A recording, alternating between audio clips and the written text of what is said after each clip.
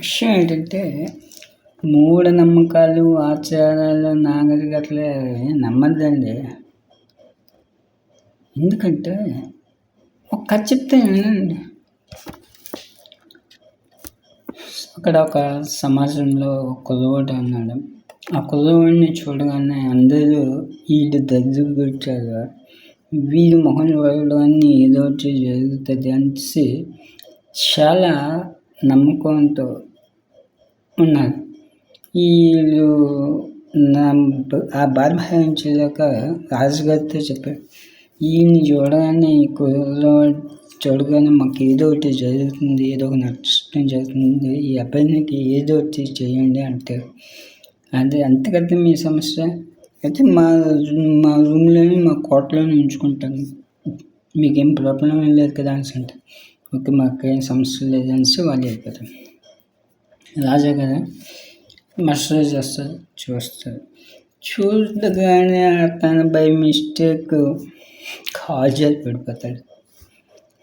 ఇతను నీ ముఖం చూడగానే నేను కాజల్ పడిపోయాను, ఆ ప్రజలు చెప్పింది నిజమే, నీకు ఉరి తీసేస్తాను అనేసి అంటాడు. ఈ పిల్లవాడు చిరునవ్వుతో ఇలా అంటాడు, నా ముఖం చూడగానే మీ కాజల్ మాత్రమే పడ్డది, మీ ముఖం నేను చూశాను, నాకు ఉరి శిక్ష పడ్డది అంటే రాజాగారు సిగ్గుతో తల వంచుకుంటారు. అంటే ఇక్కడ విషయం ఏంటంటే, దయచేసి మీరు మూఢనమ్మకాలు, ఆచారాలు ఏమి నమ్మద్దు. మనం చేసుకున్న విధికి మనమే